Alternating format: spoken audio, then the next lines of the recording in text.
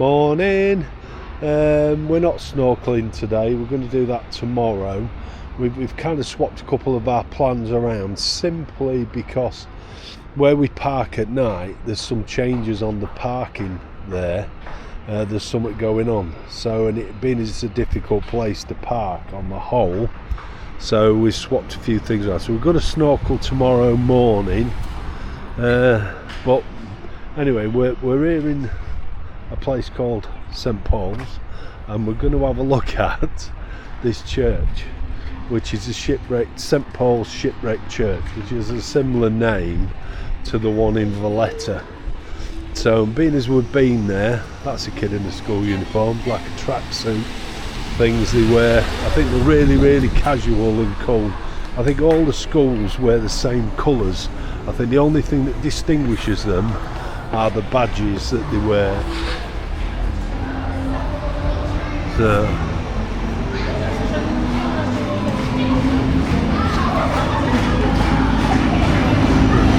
give that a miss, I think.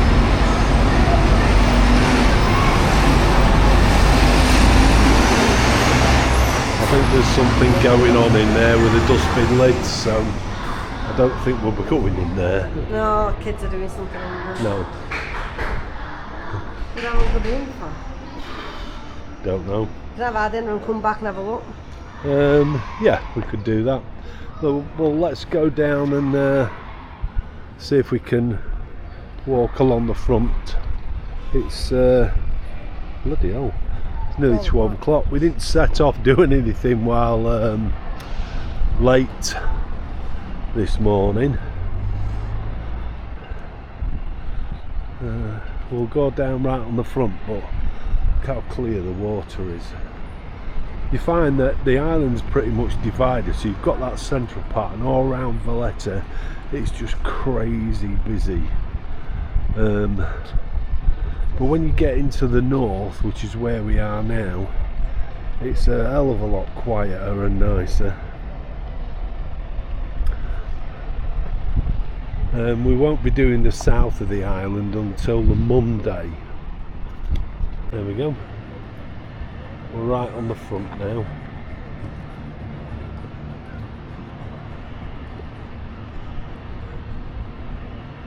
It does look beautiful and clean.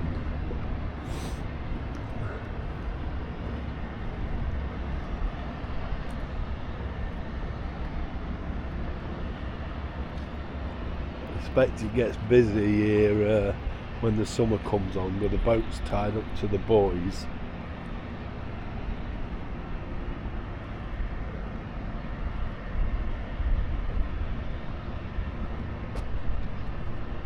You don't see lots of fish though, we've noticed. But it is beautiful, clear and clean.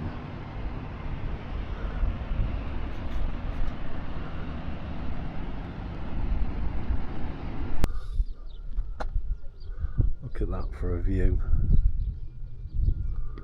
We're going to have a look at the Victoria Lines, which is a wall that was built all the way, right the way across the width of Malta. I mean, a lot of it will have gone now, but in the 1800s, the mid 1800s, and it was a defensive line, basically to protect the Grand Harbour in the south at Valletta.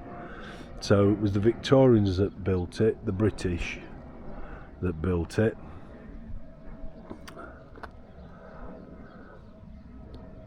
So we're going to take a little bit of a walk on there. Okay, I'll read you what it says about the wall. It says there, the Bijema Stop Wall, the building of the northwest front, later to be called the Victoria Lines, followed the natural topography of the land. A long infantry wall was erected across Malta from the north to the west. This meant the wall had to cross over valleys and different depths and widths. For this reason, 45 bridges were constructed across the valleys, wide enough for the infantry to cross over without any difficulty and loss of time, while simultaneously protecting them. The side facing onto the valley was to have a higher wall to better protect the soldiers, and a series of musketry holes through which the infantry could fire at the enemy. Such fortified bridges were necessary in order to allow the soldiers to cross over the valleys safely and in the shortest time possible. The Bijema stop wall or fortified bridge is one of the best to survive for this day. So, and that there is what you can see with the holes in it like the windows.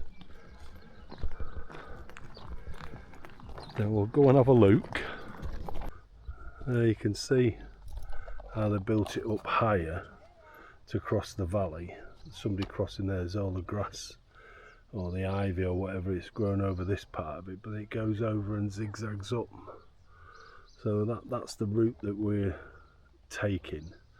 The holes that you see in the rock or caves that they are, they're believed to be old burial chamber places for the Jewish community that was around here at the time, although there's very little evidence left in them to say that that's what it was. But we might, if we get a chance, have a look at those in a bit. Got down to the bridge section of it, which we can actually walk across. So I'm going to walk across there and then follow it up. So it's not the easiest walk in the world, so I'm assuming that a lot of this is, well, I should say crumbled away, because you couldn't get infantry up and down this part very quickly. However, you could get them across this little valley a lot quicker.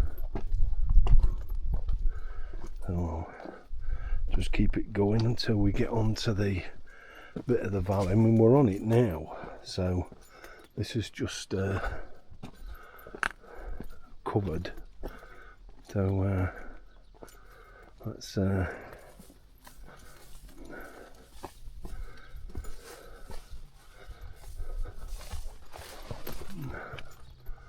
we go. This is to allow the infantry to hide behind and still shoot. We're parked up by the church, but in true Maltese church tradition, it's closed. So that's obviously the south side then. So that's looking across towards sort of north westish. And then the wall goes up there, it crosses the road and then it continues on it. I suppose it's a Hadrian Wall-esque. There's the wall crossing that bit of the valley. We've just walked across that. And then up here, obviously the top part of this is missing. But up here as well you can see where the shooting gallery is, okay, in that traditional slit with a thing so you can turn your rifle into different directions, and they'll be all along here.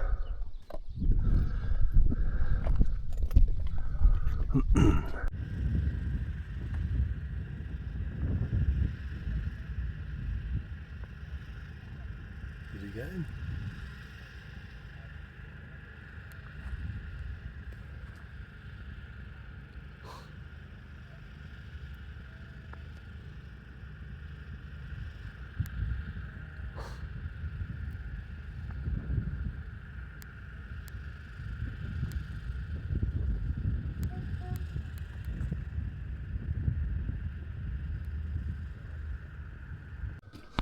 The Victoria Lines is a series of different military defence systems. Besides the main forts, they were built at 3 strategic places, namely Fort Bijema, Fort Moster and Fort Madliena. A strong entrenchment at Duerja and a small number of batteries were also built. Then it was realised that these were too far away from one another. For this reason, an infantry wall needed to be built to connect at the defensive systems and thus provide a single line of defence for the protection of the Grand Harbour area, the base of the British Mediterranean Fleet. These walls, which rose 2 metres in height, followed the topography. Most of them had a rock-hewn ditch in front of the I lost where I am. In front of the same wall. Musketry holes were added to certain places, allowing soldiers to fire at the enemy. A patrol path ran along this wall. Most of this infantry wall is still standing, so that's what you're looking at now. That's what we've been looking at.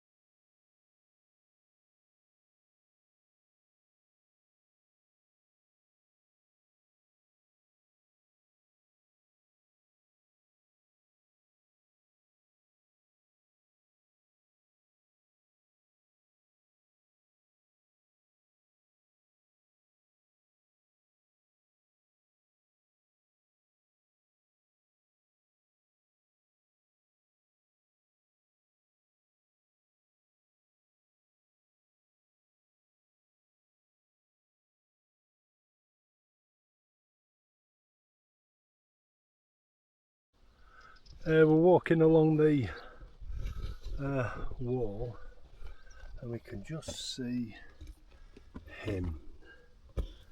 Oh, he's just gone in there. How cool is he? So he's gone in his little home, I think that's what it is.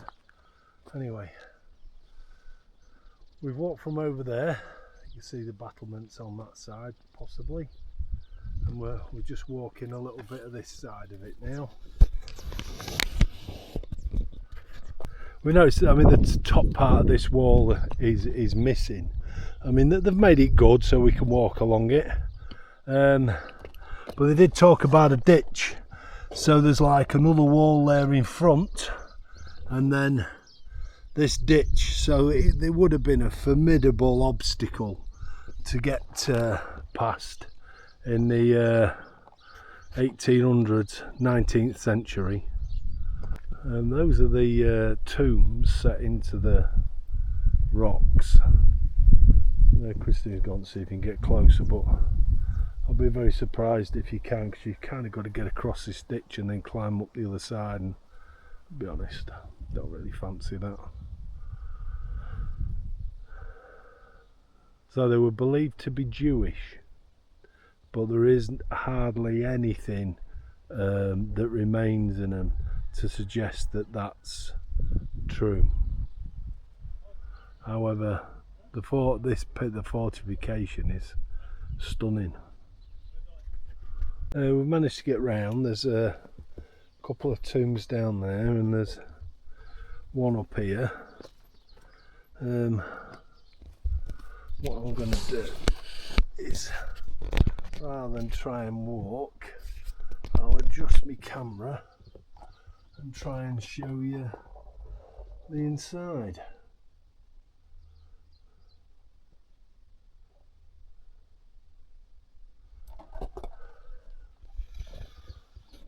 Bit easier than walking. I'll have a look myself later. It's a way round for these ones. I don't know how much you'll be able to see inside. Oh, Christine's going, it's too low down for me. That's quite clear actually. You can see they kind of go for miles. Lovely and cool in here.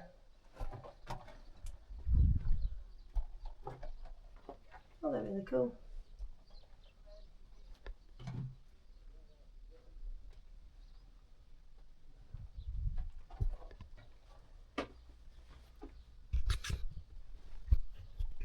He's a beast. Okay, this is another one. It's quite cool.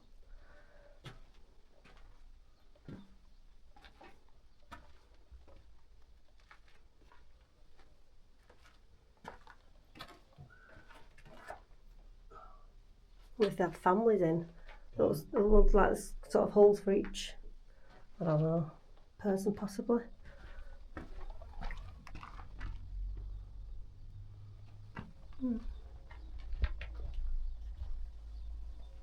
This is looks like a crypt to the church up above. The church wasn't used for long, as far as I can tell. It was set up, and I think it was used for less than 100 years in the 1600s when it was built. I wonder if them tombs have got anything to do with that, or do they date back even further? Probably date back further, I would have thought. Maybe the tombs were all emptied when they built this wall, because it does go across the valley, and I have a sneaky feeling that that was some sort of a river, possibly, that was running through at some time. Don't know. Who knows? That is a fantastic view. Beautiful. I don't know if you've ever seen a skeleton of a lizard, but we've just found one. Look at that. Very strange. Yeah, I've never seen out like that before. Been there a while. Okay, we're going to see if we can get into this church. It's called the Parish Church of the Assumption of the Blessed Virgin Mary into Heaven. How's that for a mouthful title? It's in a town called Emgar. So it's whether it's open or not, which is the thing. I'm going to go and have a look anyway.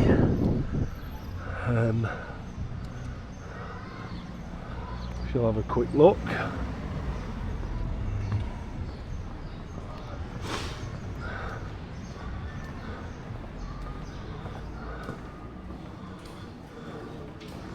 We'll soon see.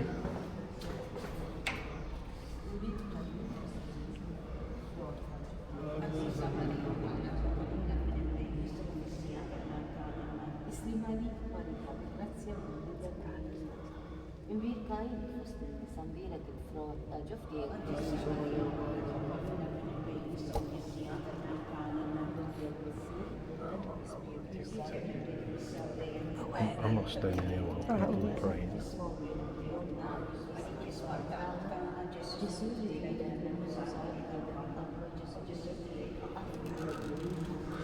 Because people are praying, I'm not staying and filming. I just find it a bit disrespectful. So, but like Christine said, that'll be why it'll be open. But anyway, so much for the churches.